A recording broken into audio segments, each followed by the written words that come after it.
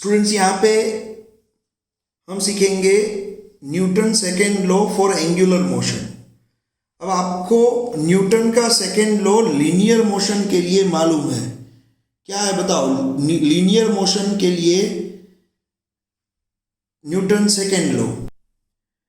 अब आपको मालूम है Newton second law for linear motion, ये जो है उसको आप लिखते हो force F equals to change in linear momentum with respect to time।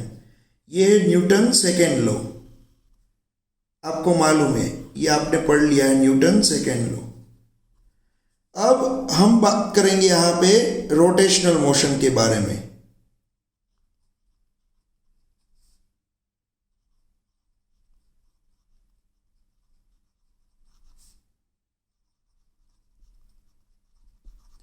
अब हम बात करेंगे रोटेशनल मोशन के बारे में, न्यूटन सेकेंड लॉ। तो यहाँ पे बच्चों देखो, आपको मालूम होगा, आगे हमने सीख लिया है एंगुलर मोमेंटम L का फॉर्मूला आपको मिला था R क्रॉस P।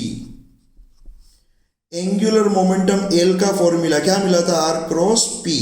तो अब यहाँ पे आप दोनों साइड डिफरेंशिएशन लोगे विथ रिस्पेक्ट टू टाइम, तो dl by dt equals to right hand side पे डिफरेंशिएशन होगा R क्रॉस P का। अब आपको मालूम है यहाँ पे R और P दोनों ही variables with respect to time change हो सकते हैं।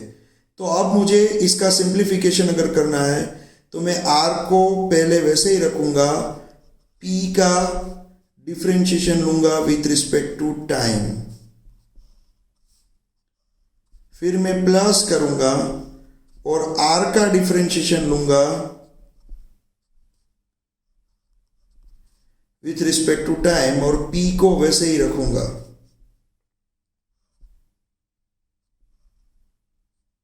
ये आप देख सकते हो यहाँ पे, ये मुझे मिला dl बाई dt। अब यहाँ पे dl बाई dt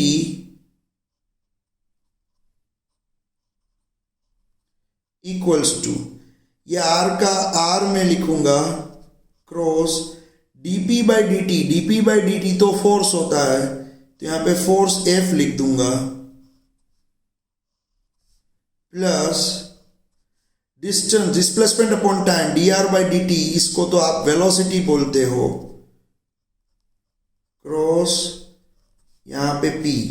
लेकिन बच्चों आपको मालूम है वेलोसिटी और मोमेंटम दोनों एक ही डायरेक्शन में होते हैं।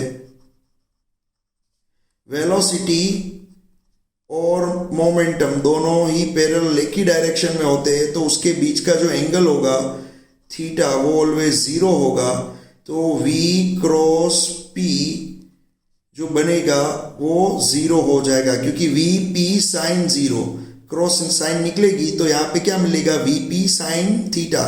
तो थीटा की जगह पे जीरो लिखोगे तो Vp साइन जीरो, और साइन जीरो क्या हो जाता है? जीरो हो जाता है। तो V cross P always zero ही मिलेगा। तो यहाँ पे V क्रॉस P तो ऑलवेज जीरो ही मिलेगा। तो आपको यहाँ पे dl बाई dt मिलेगा ऑलवेज R क्रॉस F। अब R क्रॉस F क्या है? आपने आगे के लेक्चर में देखा था, R क्रॉस F तो टॉर्क है, टो। याद करो बच्चों, R क्रॉस F क्या है? वो तो टॉर्क है, टो दिखाता है। तो यहाँ पे मैं dl by dt equals to torque लिखूंगा। तो यहाँ पे ये जो फॉर्मूला आपको देखने को मिला वो न्यूटन सेकेंड लॉ है एंगुलर मोशन के लिए। देखो, जैसे लीनियर मोशन के लिए न्यूटन सेकेंड लॉ है, ये क्या है बच्चों? लीनियर मोशन के लिए यहाँ पे आप देख सकते हो, ये लीनियर मोशन के लिए न्यूटन सेकेंड लॉ है, force equals to dp by dt। ये क्या है? लीनियर मोशन के लिए। तो अगर कोई ऑब्जेक्ट गोल घूम रहा है तो एंगुलर मोशन के लिए न्यूटन सेकेंड लॉ होगा torque equals to dl by dt। Torque equals to dl by dt। क्योंकि यहाँ पे फोर्स यूज होगा तो एंगुलर मोशन में टॉर्क यूज होगा, लीनियर मोशन में लीनियर मोमेंटम p यूज होगा, तो एंगुलर मोशन में एंगुलर मोमेंटम l यूज होगा। तो यहाँ पे न्यूटन सेकेंड लॉ मिल गया, लेकिन एंगुलर मोशन के लिए। समझ में आ रहा है? तो यहाँ पे ये Newton second law angular motion के लिए भी अप्लाई होता है। तो यहाँ पे हम लिख सकते हैं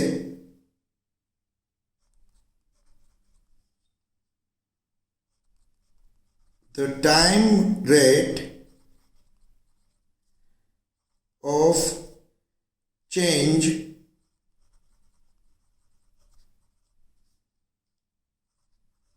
of the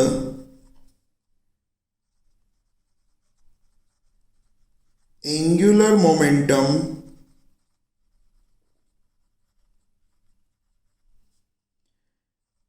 of a particle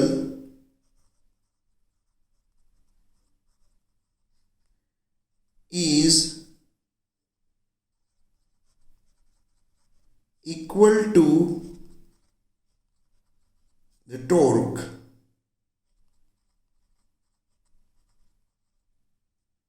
acting on it। तो यहां पे Newton second law for angular motion, तो उसका स्टेटमेंट मैंने लिख दिया। जैसे लीनियर मोमेंटम में चेंज होगा विथ रिस्पेक्ट टू टाइम तो फोर्स मिलेगा, वैसे ही एंगुलर मोमेंटम में चेंज होगा विथ रिस्पेक्ट टू टाइम तो आपको टॉर्क मिलेगा। समझ में आ रहा है बच्चों? तो यहाँ पे देखो ये क्वेश्चन क्या है, explain Newton second law for angular motion. तो न्यूटन का सेकेंड लॉ जो है वो लीनियर मोशन के लिए जैसे अप्लाई होता है वैसे ही एंगुलर मोशन के लिए भी अप्लाई होता है। लेकिन यहाँ पे देखो लीनियर मोशन के लिए Newton second law force equals to change in momentum with respect to time होता है। उसी तरह से रोटेशनल मोशन में देखो, मैं फिर से एक बार डिराइव कर दूं आपको। रोटेशनल मोशन में एंगुलर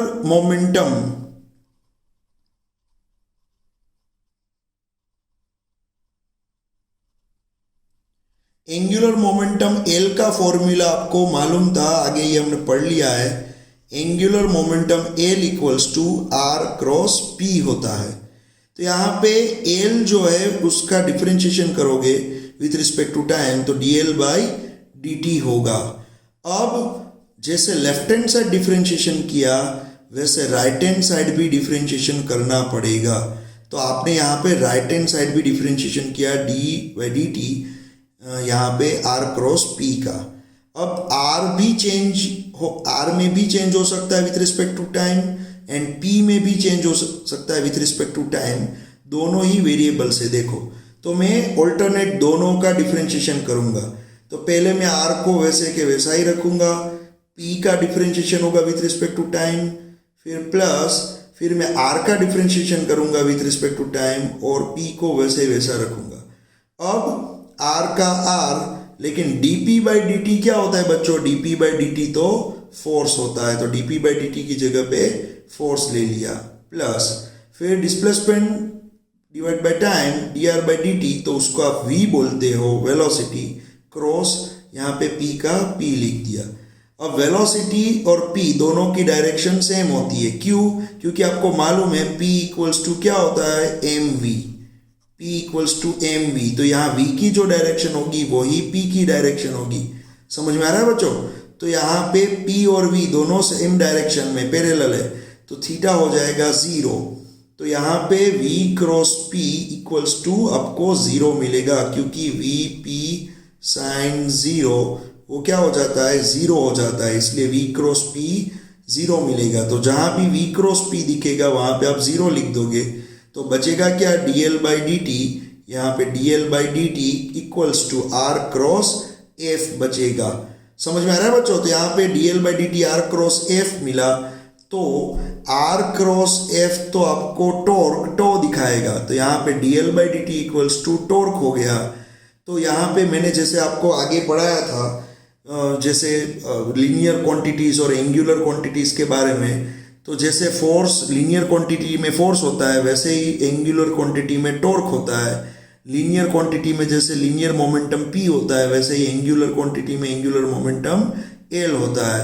तो ये जैसा फॉर्मूला न्यूटन सेकेंड लॉ का मिल रहा था लीनियर मोशन में वैसा ही फॉर्मूला एंगुलर मोशन में मिल गया। तो यहाँ पे l में चेंज होगा विथ रिस्पेक्ट टू टाइम, उसको क्या बोला जाएगा, टॉर्क। तो ये स्टेटमेंट है, देखो, the time rate of change of the angular momentum means dl by dt. Angular momentum of a particle is equal to the torque acting on it. तो dl by dt जो होता है वो torque जितना ही होता है। ये Newton second law for angular motion. समझ में आ रहा है बच्चों? तो ये अब इसके बाद जो लेक्चर होगा उसमें जो n पार्टिकल से सिस्टम बनती है, n पार्टिकल से सिस्टम, उसमें सभी पार्टिकल पे अगर अलग अलग एंगुलर मोमेंटम अप्लाई हुए तो वो सभी का टोटल करके एक नेट एंगुलर मोमेंटम मिलेगा और नेट टॉर्क मिलेगा। उसके बारे में हमें पढ़ना है इसके बाद नेक्स्ट लेक्चर में।